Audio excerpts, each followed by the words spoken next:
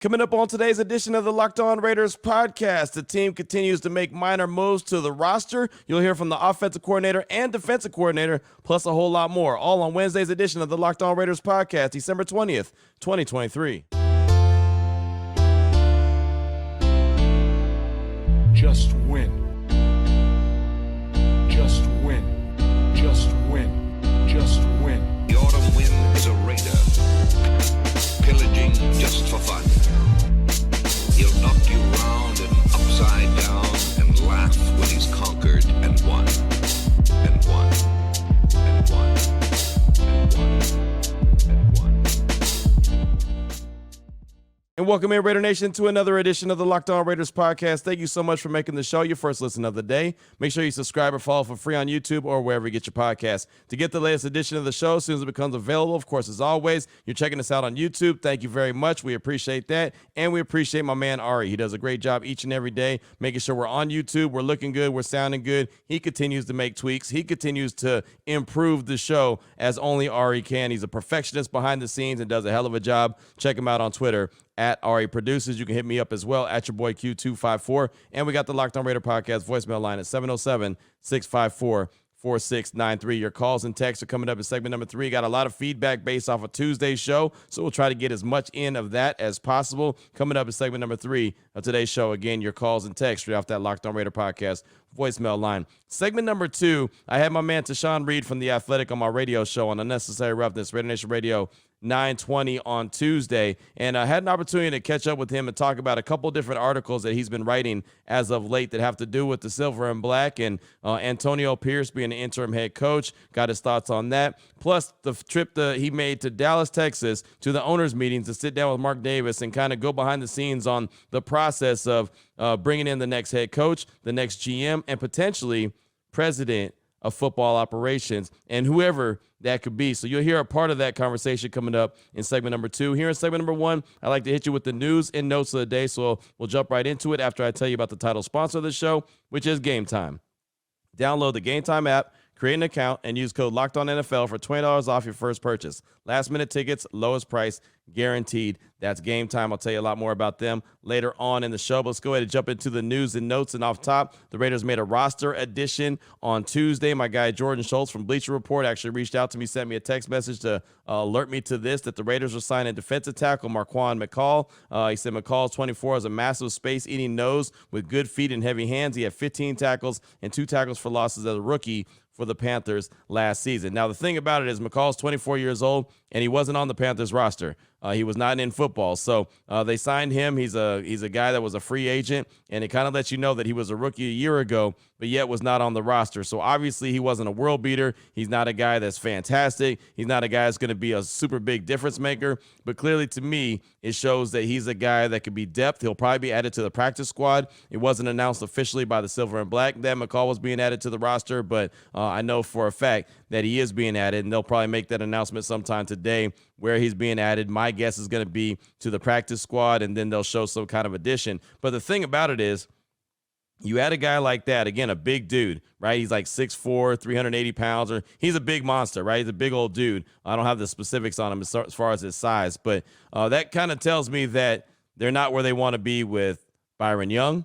The pick that they made in the 3rd round out of Alabama, he was a guy that I've seen him do just about nothing this year. Nesta Jade Silvera, he's a guy that a lot of people got excited about for a quick minute, played a couple games so far this season, and he had a couple moments in the locker room that he was celebrating and talking pretty highly about himself, and he basically never saw the field after that. So clearly they're looking for depth at the defensive tackle position, and that's what Marquand McCall will be. And again, I believe that announcement will come officially sometime today that he's being added to the practice squad. I can't see him being added to the 53-man roster. Want to take it back a little bit, though, in the draft process. Wanted to pull up some notes on him. It says, heavy nose tackle who is more space eater than dominant player in the middle of the defense. McCall's size and strength are positive factors in challenging single blocks and double teams, but he doesn't play with enough leverage. Body control or hand command to require game planning by the offense. He doesn't help as a pass rusher and has limited range as a run defender. So sticking with the team as a rotational nose could be challenging. So that was just the write-up. So again,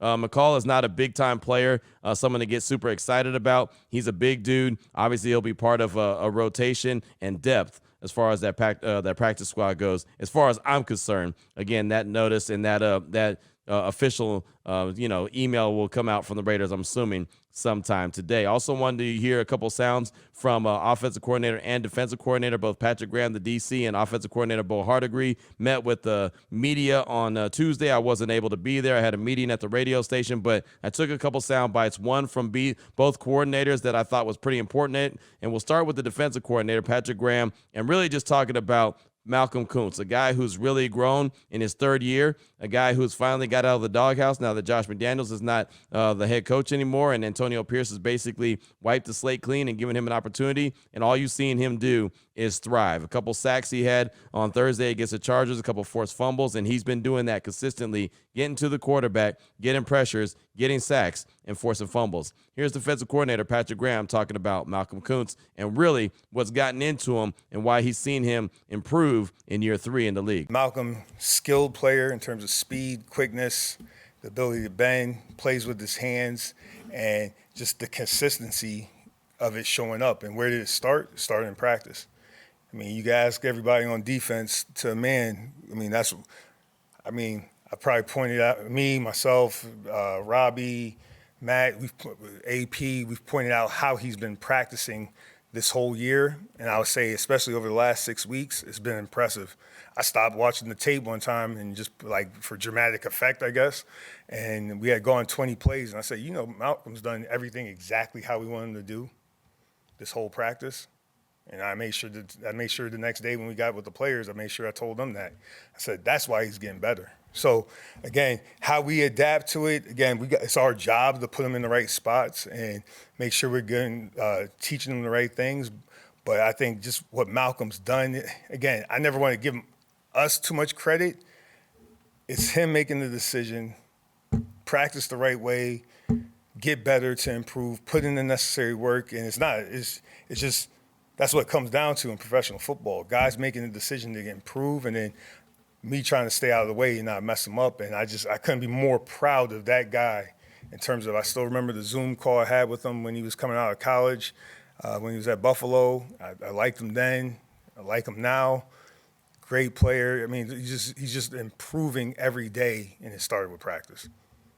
So it's not just coach speak when we say that. I mean, you probably could ask him that, but I don't want to speak for him. So pretty detailed answer right there from Patrick Graham, a guy who doesn't really go into deep details, right? His answers are pretty short, but I thought that was a really good answer. And, I mean, his media session was probably like 7 or 8 minutes long, maybe a little bit more, but I thought that was a really good one on Malcolm Koonce, and I'm excited to see what Malcolm Koonce can continue to do. Right? We talk about the next 3 games for Antonio Pierce. We talk about the next 3 games for Bo Hardegree, Aiden O'Connell. The next 3 games are important for Malcolm Koonce as well, to continue to build off what he's done. And I really do like what he brings to the table, and starting to look at a 3-headed monster, man. Malcolm Koonce, Max Crosby, and Tyree Wilson in the middle. Nice little NASCAR package. I like what they've got going on. Can these guys finish off the season strong and show what that 3-headed monster can look like? So one soundbite from offensive coordinator Bo Hardegree, and it has to do with him going to the booth. He was on the sideline for the first few games as the offensive coordinator and the first-time play caller, and then Antonio Pierce, after that 3-0 loss to the Vikings, made the move, put him in the booth, and, well, obviously there was a really good offensive performance on Thursday versus the Chargers. I mean, hell, every unit of the team played really well on Thursday against the Chargers. But here's Bo Hardegree on the difference between being in the booth as opposed to the sideline. Then you'll hear a follow-up as well from Vinny Bonsignore. But here's Bo Hardegree on Tuesday. The difference is, obviously, you can see the full field from kind of, you guys are up there. You can really see it pretty quickly. So you get instant feedback, which is important as a play caller. And that was an advantage for sure. Communication quicker, I thought. Adjustments.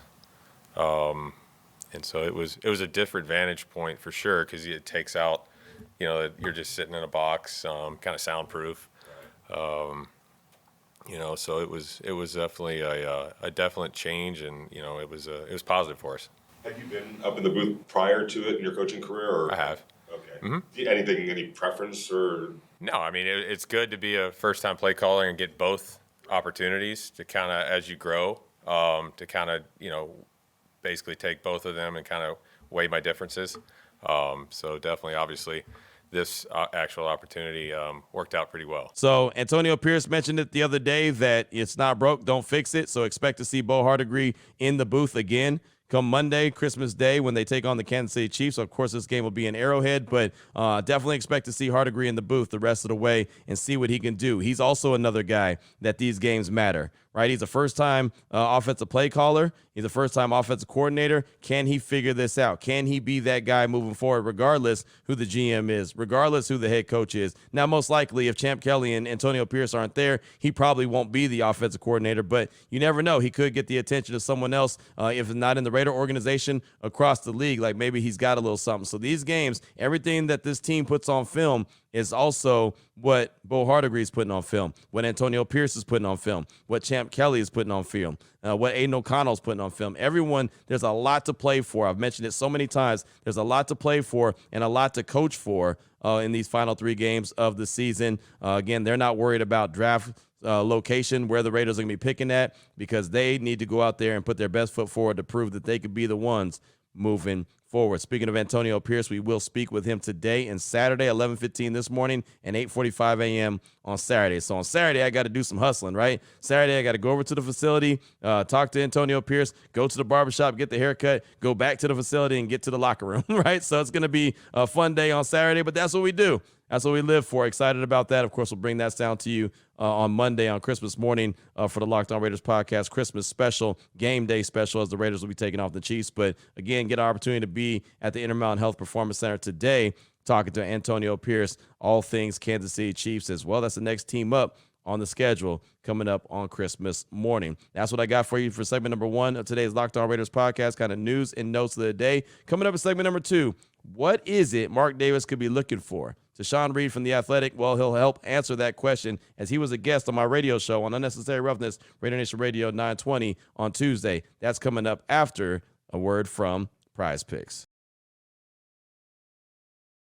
What is PrizePicks? PrizePicks is the largest daily fantasy sports platform in North America. They're the easiest and most exciting way to play daily fantasy sports. It's you against the numbers. Instead of battling thousands of other players, including pros, sharks, you're picking more than or less than 2 to 6 stat projections and watch the winnings roll in. Just like that. Basketball season's here. I don't know if you saw what John Morant did on Tuesday night in his first game back. He was on a 25-game suspension. All he did is mess around and have 34 points, 8 assists, and 6 rebounds. And, oh, by the way, hit the game-winning shot to help the Memphis Grizzlies pick up their 7th win of the victory. So maybe you want to roll with a John Morant now that he's back. Maybe you want to roll with a Zamir White. You think he might get some burn. Or a Devontae Adams. Or, I don't know, a Trey Tucker. Maybe you want to combine those. You can do that right now. They have combo projections. You want to play alongside with PrizePicks favorite players? You can. Meek Mill, comedian Andrew Schultz, they're all part of the community plays. It's wild how many different folks are involved with PrizePicks. PrizePicks even offers a reboot policy so that your entries stay in play even if one of your players gets injured. For football and basketball games, if you have a player who exits the game in the first half and does not return in the second, that player is rebooted. PrizePicks is the only daily fantasy sports platform with an injury insurance policy. Right now, go to prizepicks.com/LockedOnNFL. Use code LockedOnNFL for a first deposit match up to $100. That's prizepicks.com/LockedOnNFL for a first deposit match up to $100. One more time for the folks in the back row. prizepicks.com/LockedOnNFL. The promo code is LockedOnNFL for a first deposit match up to $100. PrizePicks, daily fantasy sports made easy. All right, Raider Nation, here we go. Segment number 2 of today's Locked On Raiders podcast. Want you hear a little bit of a segment from the conversation I had with Tashan Reed from The Athletic on Tuesday on my radio show, Unnecessary Roughness, on Raider Nation Radio 920. I do that show 2 to 5 p.m. every single day, Monday through Friday. Again, Raider Nation Radio 920. Definitely check it out. If you have the Raiders mobile app, you could just click on it, and boom, it's right there on radio. You can listen that way or go to lvsportsnetwork.com, press listen live, and you can check it out. Definitely appreciate that. But been trying to get a hold of Tashan. He's been putting out some really good articles. One he put out about interim coaches and why they very rarely ever get hired and promoted to the full-time position. And then he put out a piece on December 13th about Raiders owner Mark Davis, talking about the coach, the GM search, and who held power in the former regime. That's what it's called in The Athletic. You could check it out. But wanted to be able to get a hold of him. And finally, it took us a couple weeks to catch up. He was doing things. He was flying in and out of town. Had to go to Dallas to go catch up with Mark Davis at the owners' meetings. And I thought that was just a hell of a job to be able to do that, go do the due diligence. But was excited about the conversation that we had on Tuesday. So just have a couple of questions here that you're going to hear from that conversation. It was probably about a 15 or 16-minute interview, but you're only going to hear about 6 minutes of it. And I start off here asking about the job that AP has done since taking over November 1st. What have you thought of the overall just feeling of the team and the way they performed since AP's taken over? I think the thing that's been consistent has been their level of effort. The execution hasn't always been there, particularly on the offensive side of the ball. It wasn't that long ago, a couple weeks ago, where they laid that goose egg at home, and then everybody was questioning everything at that point. So it hasn't always been pretty, but I think they've always been fighting really to the end of the game and competing. And you haven't seen those performances where they just lay down. Even in that 3-0 game against the Vikings, the defense was balling. They fought to the very end. And, I think that shows you that the players are really rallying around this staff and Pierce in particular, and they believe in what he's talking about. They may not have the pieces that they need to ultimately get to where they want to go this season, but I think that's something that you can take as a positive moving forward. And then also, seeing some of the young guys step up and develop that we haven't seen perform like this in the past, whether it's a Malcolm Kuntz, Amik Robertson, Trayvon Merrick having a bounce-back year, Dylan Parham, Trey Tucker starting to shine through, Michael Mayer. So you're seeing some development, and also just across the board, whether it's a veteran or a young guy, they're all fighting hard. And so I think those have been the biggest takeaways so far. Obviously, we still have 3 games left here to go with the rest of the season, so we'll see how they close it out. But, you have to be impressed with the job that he's done to this point. You went to Texas. You went all the way to Dallas and sat down with Mark Davis at the owners' meetings and had a really good article that you put out on The Athletic about what he's looking for. And even it came up in the article about a head of football operations. What was that conversation like that just kind of your experience sitting down and talking with MD? Yeah, I thought he was pretty candid overall. Whether it, goes into accepting the blame for, the failures of the previous regime or really just, the issues that the Raiders have had producing wins on the field since he's taken over as the principal owner.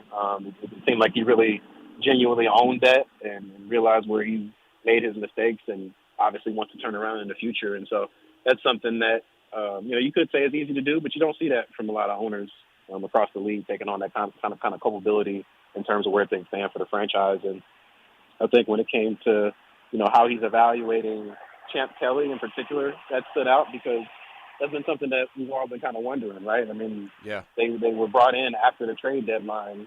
What was he really going to do to prove himself, as a potential GM, to separate himself from what the moves that the previous regime had made? And, we've seen it, whether it's moves like Jack Jones, picking him up off of waivers, or just managing the roster throughout these last few weeks. He's made an impact and made some moves that helped them turn things around and have a shot here at the end of the season. And Antonio Pierce, admittedly, Mark Davis said he didn't really know much about him until before he promoted him to the interim head coach role. Didn't really have that close of a relationship, but he's been open, in evaluating him and giving himself a chance to prove that he deserves the job. And with all that being said, taking an eye towards the off season, I think Mark seems like he's not getting too wrapped up in the emotions of the situation. He's still going to conduct a thorough GM and head coach search and consider outside candidates as well, no matter how the rest of the season plays out. And so he's not going to get into a situation where he, has his mind made up already and it's some sort of sham process and he already knows what he's going to do. And, it seems like it's going to be a true process going into this off season. And from what he said, it seems like he's going to make a decision about the GM first. And then from there, they're going to conduct a head coaching search and make a decision on that end as well. And as you said, he insinuated he also thinks that they may need to bring in potentially a president of football operations. And some people may wonder, all right, what is that position? What does it mean? It's essentially an advisory role for the head coach and the GM where they're a point of contact between ownership and them to sort of keep checks and balances throughout the franchise. They typically aren't making the final say, overruling the GM or overruling the head coach on personnel matters, but they're really more so of a mentorship, consulting, advisory role that, Mark Davis, he said it himself, he doesn't think he's capable of doing. He doesn't have that football knowledge that perhaps his father, Al Davis, had in the past. And so, again, I think that comes back to him being candid and honest about where things stand and what the franchise needs to be successful moving forward.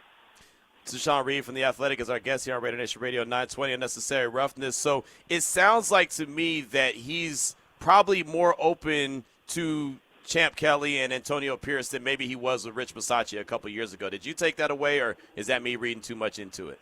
I don't know if he wasn't open to Rich Bisaccia at the time. I do think that, Mark Davis, when he's evaluating these things, like anybody, like any fan, there are some emotions involved. And I think that Rich Bisaccia's situation, as well as that turnaround went, the note that they ended on was just a hard one for him to get over. I think, they had a legitimate chance to beat the Bengals in that game and couldn't, came up short there at the end. And I think that just lasted in his mind, some of the game management errors and some of the offensive issues that they had. And I think that just made it hard for him to keep that current staff in place. And so I'm not so sure if they, I know a lot of people have said, would he go back in time? Would he just retain Bisaccia instead of going out and hiring McDaniels and Ziegler? Like, Mark Davis isn't really a man of many regrets. He Right. learns and he's open to learning, but I'm not so sure, that would have changed. But I do think that he's genuinely open in terms of evaluating the staff and giving them the chance to potentially show that they should be carried on as a full-time staff. And I will also say, he did say that,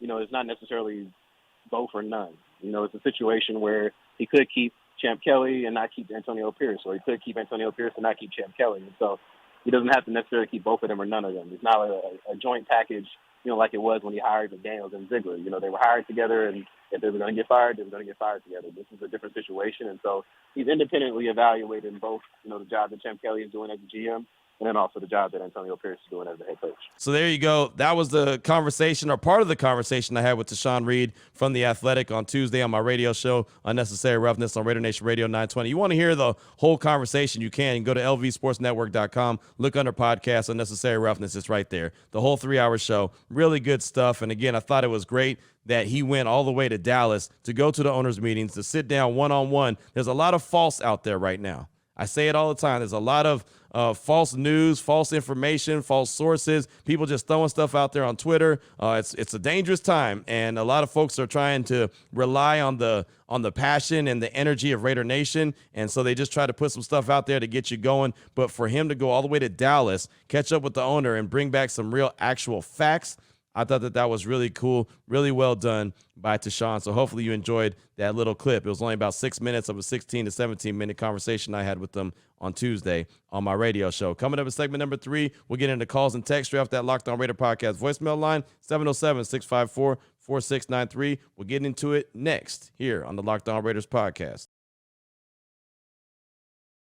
Before we do that, though, I do want to tell you about Gametime. Not only is it the title sponsor of the show here on the Locked On Raiders podcast, but it is a way for you to get last-minute tickets, so you don't have to worry about them when you're buying tickets to the next big events. Whether that big event is a sporting event like a football game, basketball game, a baseball game when baseball's in, whatever the case may be, maybe a concert, a comedy show, theater event, Gametime has got you hooked up in a major way. They got killer last-minute deals, all-in prices, views from your seat, and their best price guarantee. Gametime takes the guesswork out of buying tickets. They've got last-minute tickets, flash deals, zone deals, easy to find any buy tickets for any kind of event in your area. And again, views from all seats in the venue, so you know exactly what you're getting before you actually get it. What do you have to do to get that? Well, download the Gametime app, create an account, use the promo code LOCKEDONNFL for $20 off your first purchase. Again, download the Gametime app, create that account, use that promo code LOCKEDONNFL. You'll get $20 off your first purchase. Terms apply. Again, create the account, use the promo code LOCKEDONNFL, LOCKEDON NFL for $20 off. Download Gametime today. Last minute tickets, lowest price guaranteed. Here we go, Raider Nation. Segment number 3 of today's Locked On Raiders podcast. Want to jump into your calls and text draft that Locked On Raider podcast voicemail line, 707-654-4693. Got a lot to get to, so I'll try to jump into it as quick as possible. Vader Raider in the 303, he starts things off, calling to chime in about the head coach and the GM job. Also chimes in on a couple other coaches, then brought up the Chargers game as well. Here he is, Vader Raider in the 303. Q, Raider Nation, it's your boy Vader Raider. Q, just wanted to chime in on a couple things today. First of all, you are the best podcast in Raider Nation, by far. Everybody knows it. Everybody outside of the nation knows it. And, you're the best podcaster. And of course, we are the best fans in all of professional sports. First of all, now that that's out of the way, and happy holidays to you and yours. Just wanted to chime in about the head coach GM search. I want Mark Davis to do his diligence. I want him to get it right. I want him to get the advice of everyone possible. My hope is that AP stays and Champ Kelly stays, just because, Champ is already in those meetings for next season. He's already in the scouting sessions, and he already kind of has an idea of where we're going. in the draft, and I kind of want that to kind of stick. So that would be great, and hopefully that's the direction we'll steer in. And AP can't say enough. He's a leader of men. If anything, if Bo can be the X's and O's guy, is great. But if not, then we go out and find an offensive coordinator. He's a leader of men. He should stay. By the way, Patrick Graham, you can stay too because you've done a phenomenal job. To my point, to my second point here, sorry, 63-21. Now, the win has been diminished and it's kind of been belittled a little bit by people like, oh, you beat up on a weaker team, oh, this and that. Let's remember a couple points here. One, the Chargers are an NFL football team. Chargers prepare just like the Raiders do, okay? They watch film. They go to meetings, okay? They still are a professional sports team. Remember that, okay? Lastly, the Chargers have pride. There is no way that anybody on that team want to get their butts kicked by the Raiders giving up 63 points. Believe me. Khalil Mack, Joey Bosa, everybody on that team, Herbie, Eckler, they didn't want to get embarrassed like that. So remember that they have pride like every other NFL team. Nobody wants to get beat like that. That's demoralizing to them. They're going to remember that for a long time, Raider Nation, believe me. So the Chargers in years to come are going to be very, very deadly, or not deadly, but they're going to be very, very dangerous in that situation because they're going to remember. All right, Raider Nation. Well, have a happy holiday, and hopefully next Monday we're talking about a victory. Let's beat the Chiefs. All right, Vader Raider, out. Thanks so much for the call and the kind words on the show. I definitely appreciate you. And you're one of the original OGs, right? Been rocking with me since day one, since I took over the podcast here. Appreciate it. And you've been there for the growth along the way. And like I said, it's been awesome, man. And I don't take that for granted. As far as the coach GM and the search goes, I agree with you, right? I feel really good about Coach AP. I feel really good about Champ Kelly, but I do believe the MD is going to do his due diligence. As you heard from Mark Davis, or from Tashan Reed on Mark Davis in segment number 2 of today's show, it's going to be a interview process. They're not just going to go ahead and make up their mind instantly. Like, I can have my feelings, you can have your feelings, Raider Nation can have their feelings. Mark Davis is going to do everything he can to get the hire right. He hasn't got the hire right yet. He needs to go ahead and do that, and he realizes that's on him. That's not on anybody else but him. As far as the game goes, nobody in the league wants to get beat down like the Chargers got beat down, right? It's not being talked about a lot because Staley got fired the next day. Everyone knew he was going to get fired at the end of the season. He ends up getting fired the next day, so the Chargers quit on him. So that's the storyline. Instead of the Raiders coming back after, getting shut out and 4 days later, short week, putting up 63 points, getting defensive touchdowns, scoring offensive touchdowns, rookies scoring. Instead of that, it's, the Chargers quit on the team. And look, Chargers quit on the coach. They're not wrong. They obviously did at some point. You could tell they didn't want to be out there, but the Raiders were motivated and they were playing at a very high level. They were on their A game. They really were. And so I was very impressed because, again, they got shut out on Sunday and they put up 63 points on Thursday against a division rival. So, hey, if you're the Raiders, you take that butt whooping of your division rival, the Chargers, you whoop them, you feel good about it, and you start to prepare for KC and hope you can do everything you can to repeat the performance. Obviously not put up 63 points, but you want to go out there and put your best foot forward and put your best football on film like you did Thursday against the Chargers. Thanks so much for the call. Up next, got a text from Victoria. Victoria from the 562. She said, I have a few comments and questions for you. First off, I've been seeing and hearing a narrative about Justin Fields and potential trade for him. My personal opinions on him, I know he's a mobile quarterback, which is good, but I feel like he lacks in his throwing ability a bit and decision-making. Maybe it's a coaching issue. Maybe it's the structure of the offense itself. Who knows? But I wouldn't want it to be a Jimmy G situation all over again. Now, with that being said, there's a good chunk of possibilities at the quarterback position this upcoming season. Ultimately, none of that matters until we know who our head coach and offensive coordinator will be moving forward. Selfishly, I want AP to stay on and get the job. I think he's resilient, and much more than that, he's a leader. And it's apparent day to day in the way he handles situations, speaks and holds himself as well as others accountable. Also, I really like Champ Kelly. He's a very esteemed leader, and I don't see why Mark Davis would pass on keeping him as GM even without AP when he hasn't really given him the opportunity to show his true potential. If Mark Davis would have these two in place before the trade deadline, I think we would have been in a much better position, and he would have had a better opportunity to see what these guys could really do. If I'm being completely honest right now, the potential coaches in the market are all going to be a gamble. So why not stick with the people your team wants to play for? Anyway, Q's, I'd love to hear your thought on that. As always, thanks so much for what you do, and happy holidays to you and your family. That's from Victoria in the 562. Great detailed text. Thank you so much. Happy holidays to you and your family as well. And I agree. You know, I look at the coaches that are potentially out there. You can go for the home run hire like the Jim Harbaugh. I get that. And he's going to make the team better. Like, there's no doubt about it. He's also going to want a ton of power. He's also going to want to be hired before the GM because he's going to want to put his guys in place. I don't think that that's a good idea. I think that, and you heard Tashan Reed say this as well in segment number 2, that Mark Davis really wants to hire the GM before the head coach. I think that's the way it should happen. I think that's the way it should only happen. You know, there's too many times where it's been the coach and then the GM gets hired, just like the last staff when it came to McDaniels and Dave Ziegler. That's exactly what it was. So I think that Champ Kelly and AP are in a really good position. I really do. I think that, you know, when you think, and this is a topic that I had on my radio show on Tuesday, and maybe I'll address it and go into more detail about it later, but I think when you think of Raiders football, at least what I think of when I think of Raiders football is toughness, swagger, you know, defense going out there making plays, taking what you want, you know, going deep, having a strong run game, you know, scoring points, having a lot of fun, talking a little trash. You know what I'm saying? Just that's what I envision and when I think of Raiders football just in general. And I'll tell you right now, the Raiders aren't quite there, but I feel like that they're close to that.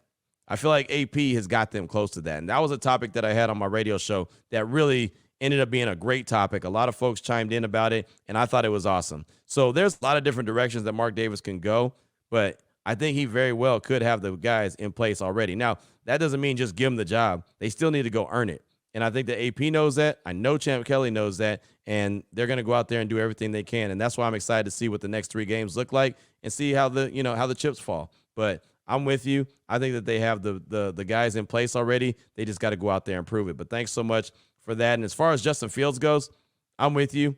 I don't want Justin Fields either. I think that he could be a potential good quarterback. But my biggest hang up with him is he has his last year of his contract in 2024. That means soon after the season's over this year, whatever team has him, has the rights to him, has to make a decision on a 5th-year option. And then you're going to have to commit a big-time contract to him at some point, a contract extension. If you're going to trade for him, you're committing to him. You have to give him a big-time contract extension, and he hasn't proven that he's worth that big-time contract extension. I'd rather the Raiders make a trade, go get a quarterback, and then at least you have control for 4 or 5 years, whatever you choose to do, and you have him on a rookie deal. To me, and that's just me, that makes the most sense. But we'll see what the Raiders do. But I'm with you. I'm out on Justin Fields. I think he could be potentially good in the league. I just don't think he's potentially good in the league for the silver and black. Thank you so much for that text. I appreciate you. Got a call from Raider Izzy. He's calling to talk about the call we got from Raider Kev on Tuesday's show and wants to not only agree with it, but he also wants to add to it. Here he is, Raider Izzy. What up, Q? Raider Izzy. Wanted to chime in on Raider Kev's call. 100% agree with it. 110% agree with it. I want to add to it, though. Another thing, too, the national comparison here is Bisaccia, for obvious reasons. You know, interim coach takes over, the team shows improvement. I get it. And you got to keep in mind, though, with Bisaccia, okay, Bisaccia had 3 former head coaches on his staff. He had Tom Cable, he had Marinelli, he had Gus Bradley. And granted, I understand we're not talking about, 3 Bill Belichick's here. They were not successful head coaches. I get it. But those are still 3 head coaches that helped him manage the game. They have experience doing it themselves. So clock management, game management, utilizing your challenges, things along those lines. He had a lot of help doing that. And I'm not taking anything away from Bisaccia. I love Bisaccia. But Pierce doesn't have anyone. So that's why he's bringing in Marvin Lewis. That's why he brought in Adam Gase. That's why he brought in I forget who the other one was, but he needs to get that help from outside of the building because there's no former head coaches. We have a very young coaching staff, in all seriousness. You look and you see, like, Carolina has Dom Capers, and I know Wright got fired, but, like, John Fox has a position like that. These senior guys. And Rex Ryan is our senior defensive assistant who kind of aligns with those guys, but he's never been a head coach either. So, like, we have a young coaching staff, and Pierce needs that help. So I totally agree with Raider Kev. Man, is he leading men? Is he adjusting? He's doing a phenomenal job. Like, this whole thing with Kuntz is incredible. Like, this is the first Raider coach we've had in years, over a decade, where they actually played a player to his strength. Gruden never did that. How many times did I call into this podcast complaining about how he used Marcus Joyner as a slot corner because he refused to move him as safety because of the play he saw in college that reminded him of Rondé Barber? How many times did I call to you complaining about that? Like, this is incredible, the fact that we're actually playing players to their strength. It's 101 with coaching. The Raiders have not had that. McDaniels didn't do that. Gruden didn't do that. And also, at the same time, man, Pierce, he's just like, this isn't his team. Like, this isn't the team he would put together. You know what I mean? He was given this team. I'm sure he loves the guys. I get it. But, like, he didn't have the offseason. He didn't have all that. So let's do what Raider gets that. 100% right. This is how we should be going about this. So totally agree with great call. Great show. Love the show as always, bro. Later. Thanks for the call, my man. I appreciate you. And yeah, AP does not have all the former head coaches on the staff like Bisaccia did. You bring up a good point with Gus Bradley and Tom Cable. All those guys have been there, done that. AP doesn't have that, right? Not at all. So, I mean, he's got Patrick Graham, a guy that's, obviously been a defensive coordinator. He's been in the interview process for the head coaching job, but he's never had that head coaching job. Bo Hardegree is a first-time offensive coordinator, first-time play caller. So not only is he trying to lead this team, he's trying to lead it with the offensive coordinator and a play caller that's never done it before, right? I mean, of course, he's got the comfortableness of the offensive line coach and, of course, the special teams coach, but those guys haven't been head coaches either. So you're right, and that's why I think that bringing in Marvin Lewis, bringing in Tom Coughlin, bringing in Adam Gase was smart. It was smart, and it was humble, and it was showing that he has attention to detail. Hey, look, I may need a little bit of, a little seasoning. I may need someone that's been there, done that to kind of guide me and evaluate what I'm doing, how my meetings are going, how I'm running practice. What do they think? Give me some feedback. Give me some constructive criticism. The reason I like that the most, everyone can't take constructive criticism. Those are the two C words that a lot of people have problems with. Constructive criticism. Everyone thinks that you're trying to bring them down. Oh, he's being mean to me. No, it's constructive criticism. That's a real thing. So when he's operating out there, if Marvin Lewis says, yeah, AP, you should have done this like this, or it would be better to your, coaching style and better for, time management if you do it this way, or yeah, you probably should have called a timeout here and this, that, and whatever the case may be. Instead of taking it personal, like so many people do nowadays, it's just constructive criticism, and it's a good thing. It really is, and it's going to help get better. It's going to help him get better, and that's what I think is really smart on his part. He's showing that he doesn't know everything. He's not trying to be the smartest dude in the room. He doesn't mind learning from others, taking what they do really well and turning it into his own style. I think that that's a really good thing. So thanks so much for that call. We'll take one more text. That's from Assassin's Ghost. Hey, Q. The Assassin Ghost here. I want AP for our next coach. I just want to tell you what solidified my choice. During the game against the Chargers, up by 35, Amik got a flag for taunting after a nice hit, and AP pulled him out. That shows a lot from the coach. He could have celebrated the hit with the player, but instead pulling him shows that we have to play with physicality and speed, but within discipline. Go Raiders. That's from Assassin's Ghost, and I remember seeing that when it happened. I remember the taunt that Amik did, and I remember him running to the sideline with his head down, and AP kind of putting his arm around him, was like, hey, yada, yada, yada, young man, one play out, he gets back into the game. But you're right. He had that attention to detail, and he does that all the time. He's focusing on everything, and he almost pulled Jack Jones out of the game before the interception because Jack Jones was out there talking trash. It wasn't that he was doing anything wrong. He was just talking trash, and he didn't want him to be out there talking trash like that. Attention to detail, attention to detail, attention to detail. Then he comes up with the big interception, so he's happy for that. But he also, like you said, discipline, physicality, speed, play smart. but also you don't have to be, jaw-jacking the whole time. So there's a fine line, and I think that he's really bringing that element to the table, and I really do like that. And again, we'll get into some much deeper conversations when it comes to Antonio Pierce, Champ Kelly and others, but I do like the way that they're going, the direction they're going, the leadership that they're going. They've got my vote for the next head coach and GM of the Silver and Black. We'll see what happens. It's not about my vote. It's not about Raider Nation's vote, obviously, right? It's not about even all the players in the locker room. There's a few players like the Devontae Adams, Max Crosby, Josh Jacobs, others that will obviously be talked with Mark Davis to decide what they're going to do or kind of be a part of the process. But it's at the ultimately time, it's Mark Davis, everybody, his advisors that he's talking to, and they're going to come up with their decision the way they come up with their decision. But like I said, he's got my vote. Champ Kelly's got my vote. I'm with that. I'm good with it. Thanks so much for the text. Thanks for all the feedback. We got a call from Raider Matt, a text from Enzo that we still got to get to. Tomorrow is Crossover Thursday. So, of course, we'll talk all things Raiders and Chiefs. We'll talk about storylines. We'll talk about matchups. We'll talk about path to victory. And I'm feeling better about this game coming up on Christmas morning. I'll just say that. Raiders and Chiefs at Arrowhead Stadium. Feeling a lot better than that right now. But we'll talk about that coming up on tomorrow's show. So, as always, Raider Nation, take care of yourself. Take care of your family. Love on your family. Until then, as always, just win, baby.